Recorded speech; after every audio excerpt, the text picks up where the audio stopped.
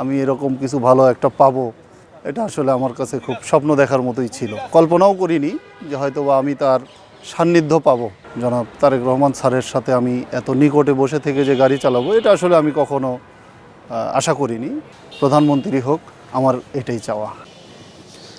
BNP chairman জনাব তারেক রহমান বাংলাদেশের ইতিহাসের রাজনীতির ক্ষেত্রে নতুন এক মাইলফলক, সেটি হচ্ছে বুলেট প্রুফ বাস।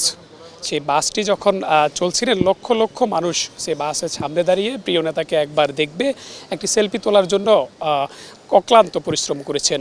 কিন্তু সেই গাড়িটি যিনি চালিয়েছেন, কাছ থেকে দেখেছেন জনাব তারেক রহমানকে। কি ঘটেছিল আসলে গাড়ির ভিতরে এবং যাত্রী হিসেবে কেমন ছিলেন তারেক রহমান, সেই বিষয়ে জানবো সেই গাড়ি চালকের কাছে। স্যার যখন আমার পাশে, সত্যিকার অর্থে আসলে আমরা তো ধরেন অনেক গাড়ি চালাইছি, তা আসলে আমি কখনো ওইভাবে আশা করিনি যে। আপনাকেই বলছি, ইন্স্যুরেন্স করলে সিটিতে সুরক্ষা পাবেন নিশ্চিত।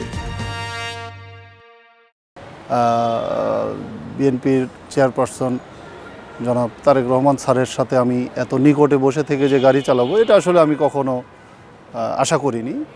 তো তারপরে বিষয় হলো যে আমি একটা ড্রাইভার, তারপরেও স্যার যে আসলে আমাদের সাথে নিকটে বসে থেকে পরিচয় জানতে চাওয়া বা আমাদের সাথে খুব ভালো আচরণ করা, এটা আসলে এই দিক থেকে বলবো যে স্যার খুবই ভালো মনের মানুষ।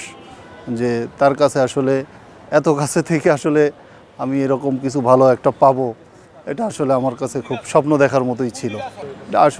এটা আসলে আমরা আসলে ওইভাবে ইয়া করিনি যে স্যার যখন গাড়িতে উঠবে, আমি তো গেটে না, তো যখন চালাচ্ছিলাম বাহিরে তো হাজার হাজার লক্ষ লক্ষ মানুষ, তো তার ভিড়ে স্যারের যেই জিনিসটা দেখলাম, স্যার প্রথম যে প্রাধান্য দিচ্ছে যে শওকত, তুমি যে গাড়িটা চালাবা এখানে যেন সাধারণ মানুষ তোমার থেকে কোনো ইনজুর্ড না হয়, কেউ যেন তোমার থেকে কোনো ব্যথা বা কোনো কিছু না পায়।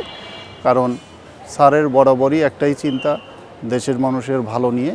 এই ক্ষেত্রে স্যার আমাকে বরাবরই গাইডলাইন দিচ্ছিল যে তোমার থেকে যেন কোনো সাধারণ ব্যক্তির কোনো আঘাত বা কোনো কিছু না হয়। ফিলিংসটা আসলে খুবই মর্মাহত, যে আসলে আমি কখনো কোনো দিন এটা কল্পনাও করিনি যে হয়তোবা আমি তার সান্নিধ্য পাবো। তো ইনশাল্লাহ আপনাদের সকলের দোয়ায় আমি তার সান্নিধ্য পেয়েছি। আমার কাছে অত্যন্ত ভালো লেগেছে, যেটা ভাষায় প্রকাশ করার মতো না। এটা আসলে আমরা ওই বাসের জন্য আমরা দুইজন ড্রাইভারই সিলেকশন ছিলাম।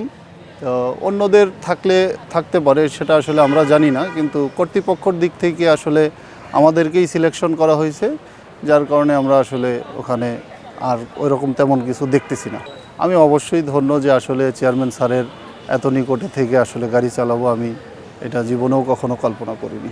না, আমার চাওয়া পাওয়ার কিছু না। আমার চাওয়া পাওয়া বলতে একটাই, স্যার দীর্ঘ 17 বছর কারাবাসে থেকে দেশে আসতে পারেনি। তো স্যার দেশে আসছেন, আল্লাহ পাক তাকে সম্মান দিক। বিএনপির পক্ষ থেকে তিনি এই দেশের প্রধানমন্ত্রী হোক, আমার এটাই চাওয়া, আমার আর কিছু চাওয়ার নেই।